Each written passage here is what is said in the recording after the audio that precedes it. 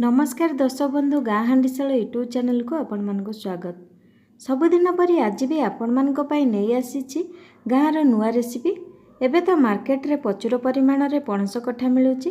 पणस कठार variety recipe करके खाइथिबे, जेमिति कि तरकारी, चिल्ली, चिप्स, पणस टिक्की, डालमा। किंतु केबे पणस को बेसर करी खाइछन्ती? प्राय तो बहुत कम जानिथिबे पणस कठार बेसर। सेथिपई आज मु आपण मानक पई नहीं आसीछि पणस कठार बेसर। वर्तमान पणस कठा बेसर रेसिपी पई आवश्यक सामग्री प्रस्तुति प्रणाली देखि नबा। सर्वप्रथमे आवश्यक सामग्री देखि नबा। देखंतु सेथिपई मु पणसर चोपा छड़े तार जो शिराटा थाए अठा अंश ताको काटी नेछि। एभली साइज रे रखिछि। ताको सिजेया पई लूण हल्दी नेछि। एबे गोटे प्रेशर कुकर नबा, सेथिरे पणस कठा को दे दबा। अल्प लूण हल्दी दे दबा। एबे पणस कठा को दुईटा सीटी दे दबा।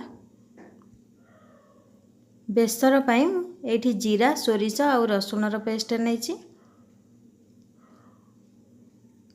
पंच फुटण गोटे चमच, सुखिला लंका दीटा नेछि, कटा टमाटो दीटा नेछि, कटा पियाज गोटे नेछि, लंका गुंड, लूण हल्दी नेछि, धनिया पत्र।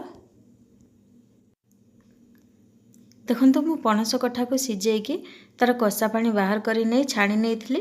एभली पणस कठा को दर सिजा रखिबे, पूरा सिजेबे नै। एबे मु कड़ाई गरम करी सोरिष तेल दे दउची। एबे तो तेल गरम हो गलानी। पंच फुटण सुखिला लंका फुटै नउची। एबे कटा पियाज देके अल्प समय भाजी नबा। देखंतु एबे तो पियाज हल्का भाजी हो आसलानी।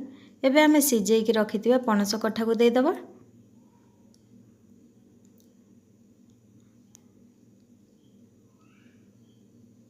देखंतु पणस कठा टिके टिके टाण अछि।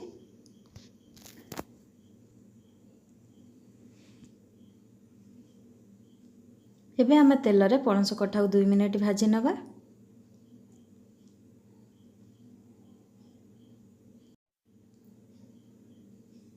पणस कठा को 2 मिनिट तेल रे भाजिला परे एबे आमे गुंड मसला दे दबा। लूण, लंका गुंड, हल्दी गुंड दे दबा।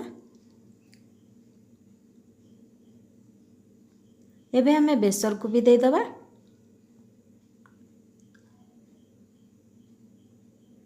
बेसर गुंड मसला दे सारला परे पणस कठा सहित 2 मिनिट पे कषि नबा।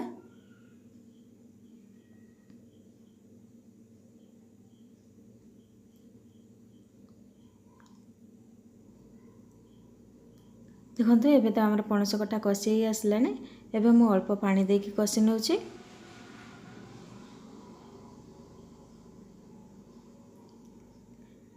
देखंतु एथिरे समुदाय गोटे ग्लास पानी देले। देखंतु एबे तो हमर मसला पानी फुटी आसलानी। एबे मु काटिकी रखिथिया टमाटो को दे दउची। टमाटो दे सारला परे भलो से मिसै नबा। एबे धीमा आंच रे रखी 6-7 मिनिट पर्यंत घोड़नी दे दबा, मसला सहित पणस कठा भलो से सिजिया पई। देखंतु एबे 6-7 मिनिट परे घोड़नी खोली देखुची।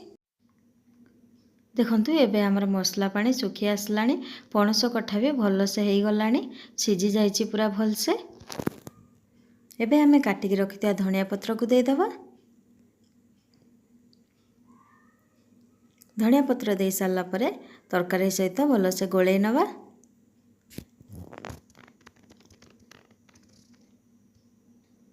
वर्तमान तो हमर पणस कठा बेसर हेई गला। एबे हमें गैस बंद कर नबा। गोटे प्लेट को खोली नबा।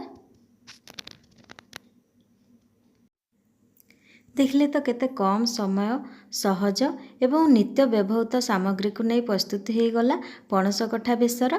ए बेसर खाइबा पई बहुत टेस्टी लागि थाए। याको आपण भात सहित खाई परिबे, रुटी सहित मध्य खाई परिबे। जदि आपण मानकु ए पणस कठा बेसर रेसिपी भलो लागिछि, लाइक शेयर कमेंट करंतु। सर्वप्रथमे गाँ हांडीशालर नुआ नुआ रोषेई वीडियो देखिया को चाहुथिले सब्सक्राइब करि नियंतु। धन्यवाद।